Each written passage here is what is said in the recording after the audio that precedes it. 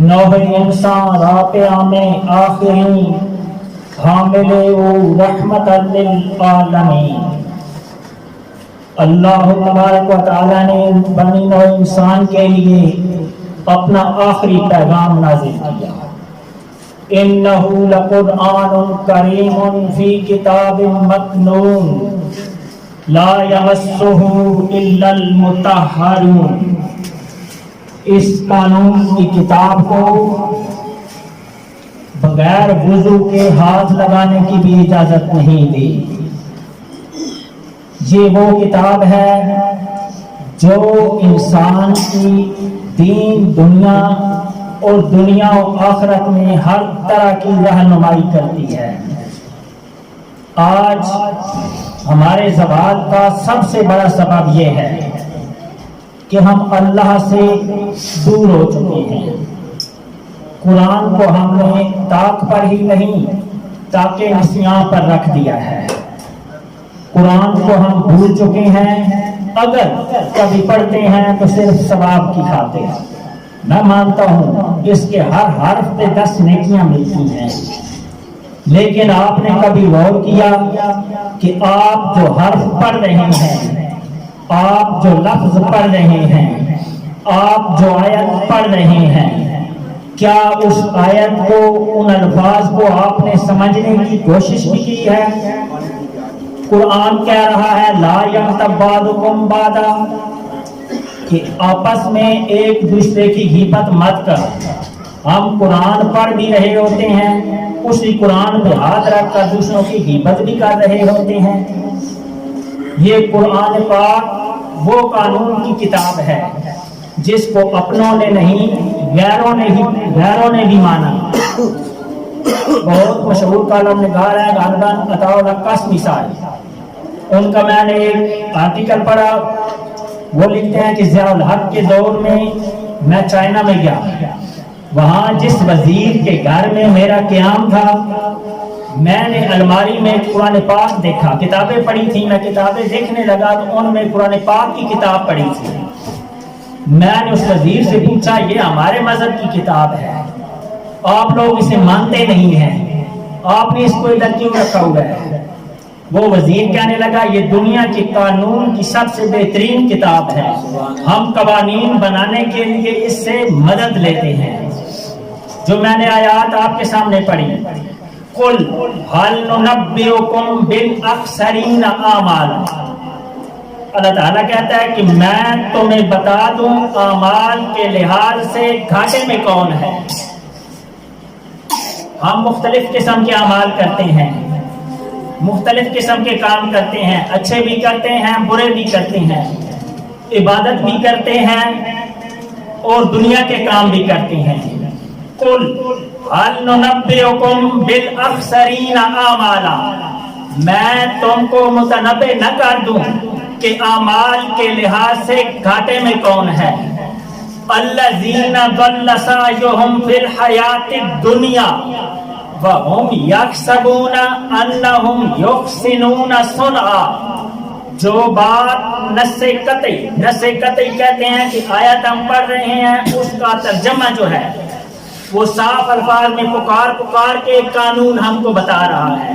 نص قطعی کا انکار کرنے والا کافر ہوتا ہے، اور نص قطعی کا آج تک کسی بھی مسلمین کے کسی بھی طبقے نے، شیعہ ہو، اہل حدیث ہو، دیوبندی ہو، بریلوی ہو، کسی نے نص قطعی کے انکار کی کوشش اور جرأت نہیں کی۔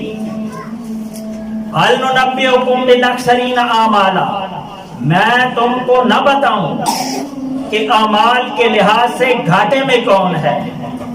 الذین ضل سعیہم فی الحیاۃ الدنیا، وہ شخص جس کے وجود کی تمام توانائیاں، جو اپنے وجود کی پوری قوت، جو اپنے قلب و ذہن کی طاقتیں صرف دنیا کے حصول کے لیے ہی ضائع اور صرف کر رہا ہے، جو اپنے وجود کی طاقتیں دنیا کمانے کے لیے ہی خرچ کر رہا ہے۔ الذین ضل سعیہم، سعی کوشش کو کہتے ہیں، الذین ضل سعیہم فی الحیات الدنیا، جو اپنے تمام کوششیں دنیا کو کمانے کے لیے، دنیا کی زندگی میں اپنا نام بنانے کے لیے، دنیا کی زندگی میں روپیہ پیسہ کمانے کے لیے اپنے وجود کی تمام طاقتیں صرف کر رہا ہے، وَهُمْ يَحْسَبُونَ أَنَّهُمْ يُحْسِنُونَ صُنْعًا، اور وہ یہ خیال کر رہا ہے کہ میں بہت اچھا کام کر رہا ہوں۔ کیوں؟ ہم میں سے اکثر لوگ، اکثریت کہہ سکتے ہیں کہ 99% لوگ اپنے تمام اوقات، اپنی تمام کوششیں دنیا کی زندگی میں ہی صرف کرتے ہیں۔ ہم کلمہ بھی پڑھتے ہیں، قرآن بھی پڑھتے ہیں، لیکن ہمیں آخرت کا شعور نہیں۔ کیوں؟ اس لیے کہ ہمیں آخرت پر یقین نہیں۔ اگر یقین ہے تو یہ ظاہری باتوں کی حد تک ہے۔ یقین انسان کے اعمال کو چینج کرتا ہے، انسان کے اعمال کو یقین چینج کرتا ہے۔ ہمیں آخرت پر صحیح 100% جو یقین ہے وہ نہیں۔ اگر ہمیں آخرت پر یقین ہو، ہمیں اس بات کا یقین ہو کہ ہم نے ایک دن مرنا ہے، اس زندگی نے ختم ہو جانا ہے۔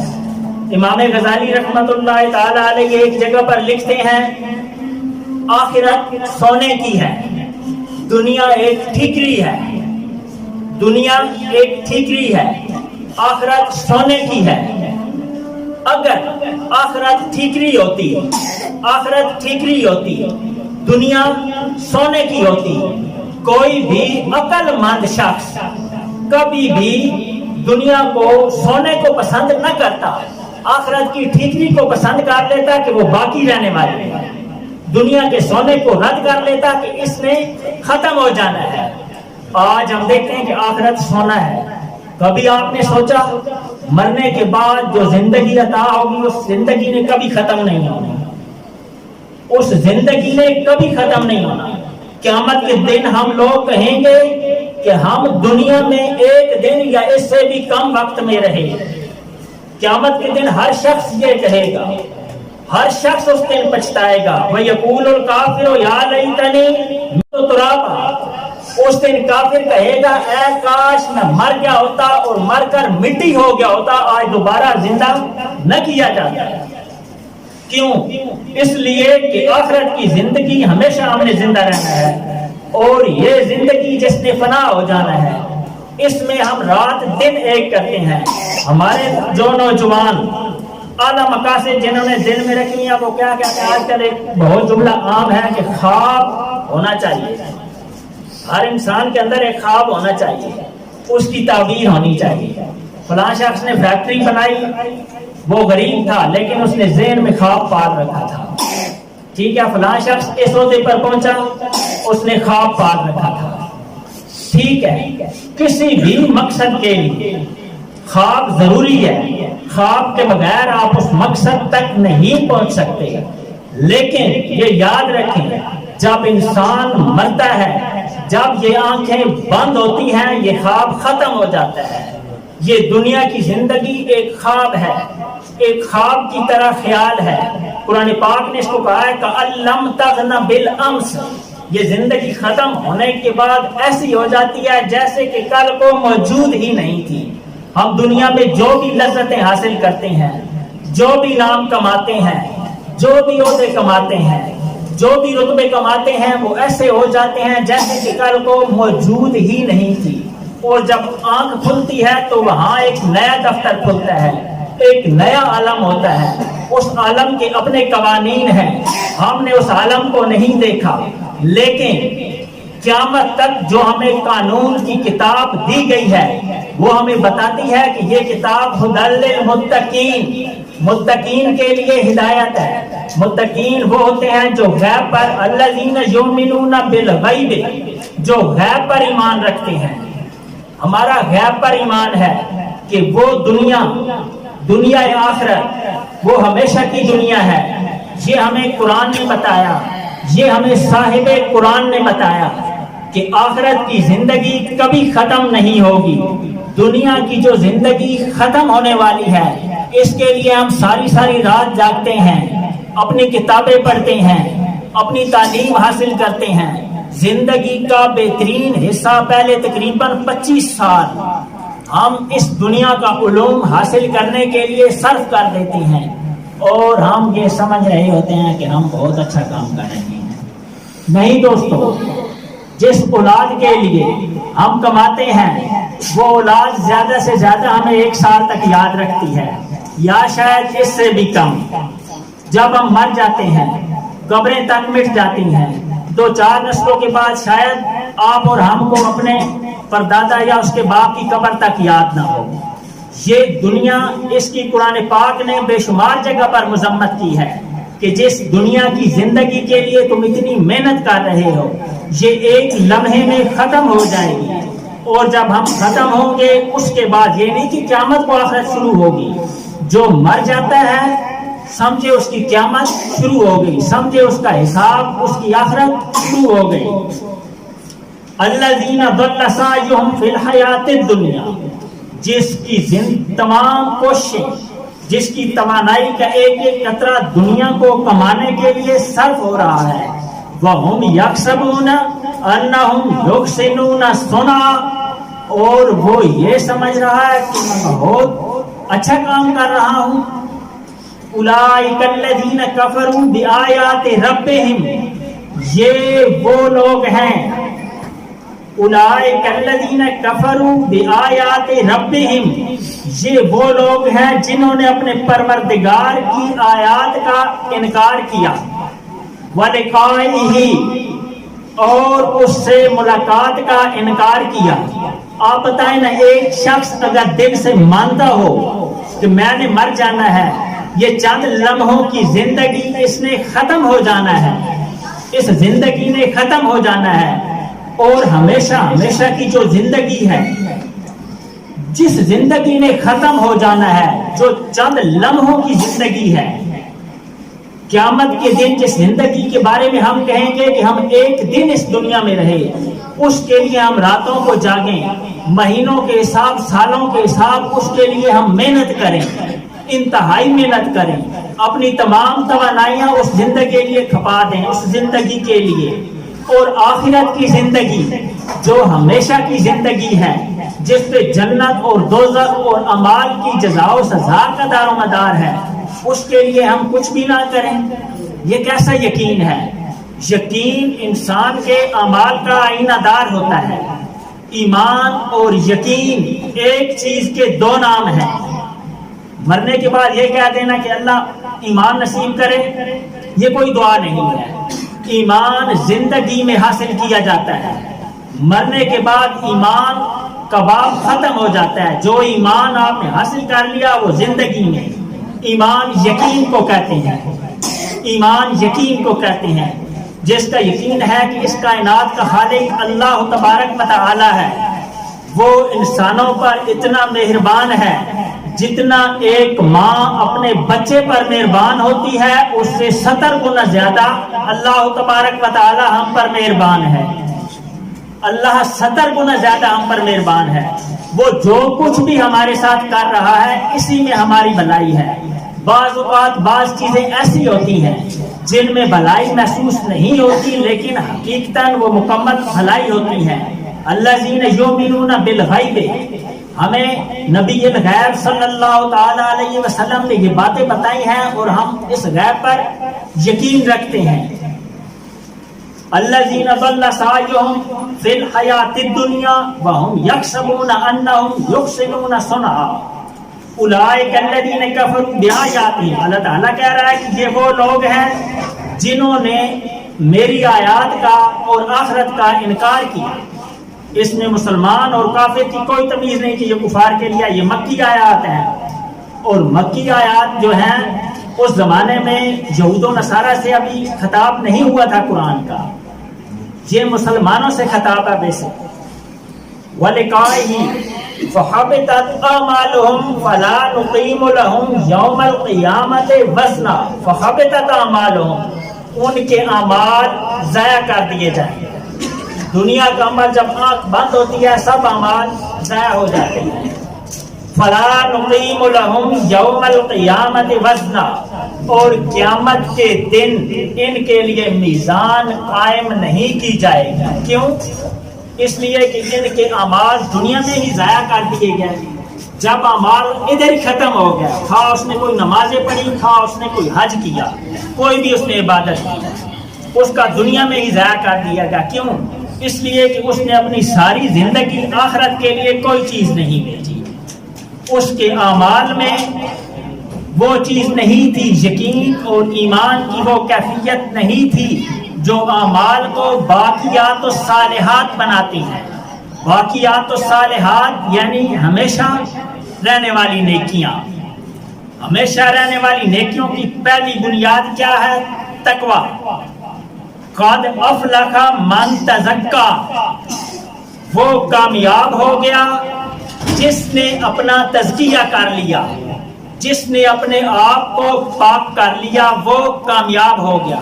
تزکیہ نفس کی بڑی بڑی لمبی کتابیں آپ کو ملیں گی، لیکن قرآن پاک جو ہمیں بتاتا ہے یہ انتہائی مختصر اور انتہائی جامع آیت ہے۔ قد افلح من تزکا، وہ کامیاب ہو گیا جس نے اپنا تزکیہ کر لیا۔ تزکیہ کا ایک مختصر اصول ہے کہ آپ کے دل میں کسی مسلمان بھائی کا بغض، دشمنی نہیں ہونا چاہیے۔ مولانا جلال الدین رومی رحمۃ اللہ علیہ، جن کی کتاب کو کہا جاتا ہے کہ مثنوی مولوی مانوی ہست قرآن در زبان پہلوی، وہ کہتے ہیں کہ کینہ داں اصل ضلال و کافری، اصل کافری، اصلی ضلالت، اصلی گمراہی کینہ اور بغض ہے۔ جو دل کینہ اور بغض سے خالی ہو جاتا ہے وہ دل اپنا تزکیہ کر لیتا ہے، وہ دل پاک ہو جاتا ہے۔ تزکیہ کے لیے کوئی لمبی لمبی شرائط نہیں ہے، بس آپ کا دل اپنے مسلمان بھائی سے، اس کی طرف سے صاف ہونا چاہیے۔ اگر آپ کی کسی سے لڑائی ہو جاتی ہے، کسی بھائی سے، کسی مسلمان سے کسی وجہ سے ناراضگی ہو جانا ایک فطری بات ہے، اس کا بھی اللہ نے قرآن پاک میں اصول بتایا ہے۔ وَاصْبِرْ عَلَىٰ مَا يَقُولُونَ وَاهْجُرْهُمْ حَجْرًا جَمِيلًا، کہ جو کچھ لوگ آپ کو کہتے ہیں اس پر صبر کریں۔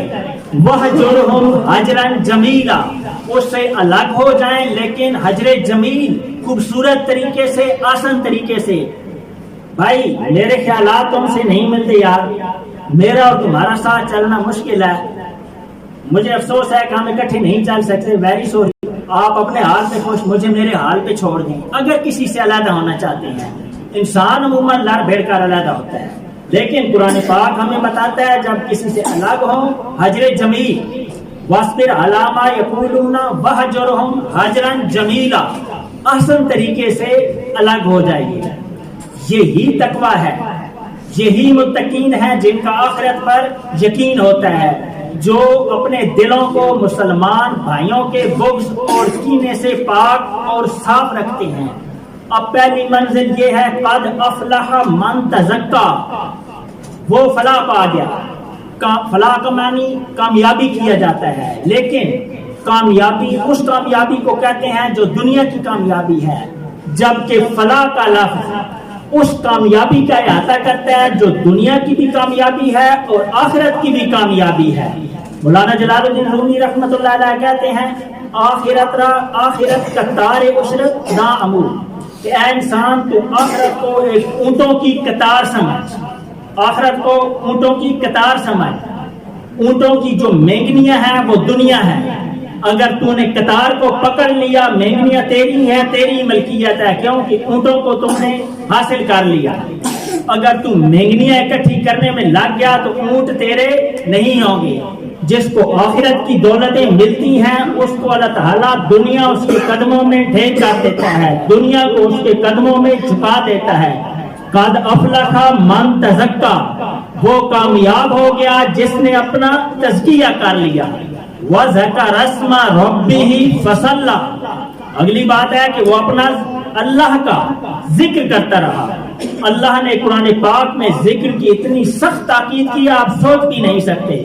ومن اعرض عن ذکری فإن له معیشۃ ضنکا ونحشرہ یوم القیامۃ اعمی، جو میرے ذکر سے روگردانی کرے گا میں اس پر معیشت کو تنگ کر دوں گا اور قیامت میں اس کو اندھا اٹھاؤں گا، اور اس کا انعام وہ دیا ہے جو سب سے بڑا انعام ہے، فاذکرونی اذکرکم، تم میرا ذکر کرو میں تمہارا ذکر کروں گا۔ اس سے بڑی کیا بات ہے کہ بندے خاکی ایک انسان یہ اللہ کا ذکر کرتا ہے، اللہ کریم عرش پہ اس کا ذکر کرتا ہے، وَذَكَرَ اسْمَ رَبِّهِ فَصَلَّى، اللہ کے نام کا ذکر کرتا رہا اور نماز پڑھتا رہا، بَلْ تُؤْثِرُونَ الْحَيَاةَ الدُّنْيَا، پھر وہی بات آتی لیکن تم لوگ دنیا کی زندگی کو ترجیح دیتے ہو، بَلْ تُؤْثِرُونَ الْحَيَاةَ الدُّنْيا، لیکن تم دنیا کی زندگی کو ترجیح دیتے ہو، وَالْآخِرَةُ خَيْرٌ وَأَبْقَىٰ، جبکہ آخرت بہتر بھی ہے اور باقی رہنے والی بھی ہے، اِنَّ هَذَا لَفِي الصُّحُفِ الْأُولَىٰ، یہی بات پرانے صحیفوں میں تھی، صحف ابراہیم و موسیٰ، ابراہیم کے صحیفوں میں یہی بات تھی، موسیٰ کے صحیفوں میں یہی بات تھی، پرانے پیغمبروں کے صحیفوں میں بھی یہی بات تھی کہ وہ کامیاب ہو گیا جس نے اپنا تزکیہ کر لیا،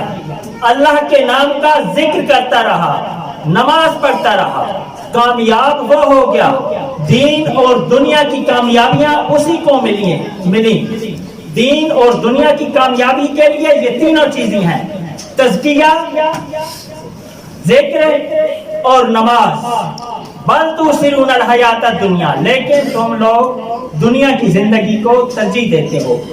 ہمارا تعلق ایک انٹرنیشنل تبلیغی ادارہ دارالحسان سے ہے، اور ہماری بیٹی گیب کی جماعت اور پوری دنیا میں حضرت صاحب کے مراکز ہیں جہاں ذکر کی محافل ہوتی ہیں، دین کی تبلیغ ہوتی ہے۔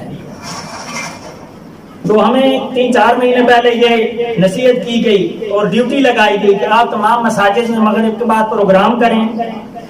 گزشتہ کل ہمارا پروگرام علامہ بشیر احمد چشتی صاحب والی مسجد میں تھا، اور ہمیں یہ تلقین کی گئی کہ لوگوں کو ذکر کی تلقین کریں، لوگوں کو ذکر کی ترغیب دلائیں۔ حضرت صاحب خود اتنا ذکر کرتے تھے، انگریزوں کے دور میں آپ آرمی میں میجر تھے، 33 برس کی عمر میں آپ نے میجری سے ریزائن کیا اور اللہ کے کاموں کے لیے اپنی زندگی وقف کی، 4,70,000 دفعہ یا حی یا قیوم کا آپ کا روزانہ کا وظیفہ تھا۔ یہ عام انسان کے سمجھ کی بات نہیں ہے، فرماتے تھے ہم ہوائی جہاز کے مسافر ہیں، گھنٹوں کا سفر منٹوں میں طے کرتے ہیں، فرماتے تھے میں نے ساری زندگی اللہ کا ذکر کیا، مرنے کے بعد بھی میری قبر پہ اللہ کا ذکر ہی ہوگا، کسی کو بھی اور کچھ نہیں کرنے دیں گے۔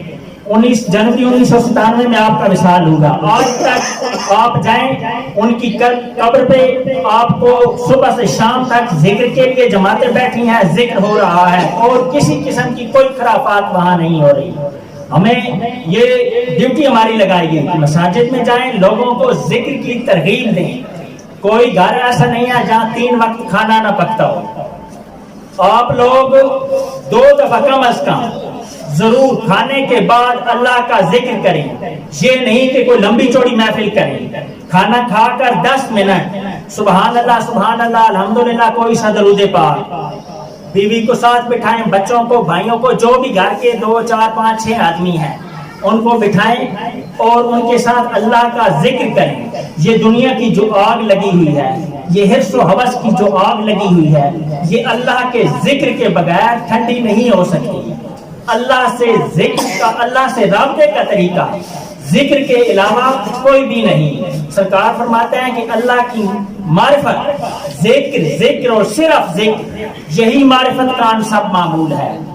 تو آپ لوگ گھروں میں ضرور اللہ کا ذکر کیا کریں، 2 ٹائم نہیں کر سکتے تو 1 وقت ضرور کریں۔ کوئی گھر ایسا نہیں جس میں شام کا کھانا نہ پکتا ہو، شام کا کھانا کھائیں، بچوں کے ساتھ بیٹھ کر چند منٹ اللہ کا ذکر کریں۔ اللہ کے نبی صلی اللہ تعالی علیہ وسلم نے فرمایا جس گھر میں اللہ کا ذکر ہوتا ہے وہ آسمان کے فرشتوں کو ایسے نظر آتا ہے جیسے زمین والوں کو آسمان پر چمکتے ہوئے ستارے نظر آتے ہیں۔ تو اللہ تعالیٰ مجھے بھی اور آپ کو بھی ان باتوں پہ عمل کی توفیق بخشے۔ وما علینا الا البلاغ۔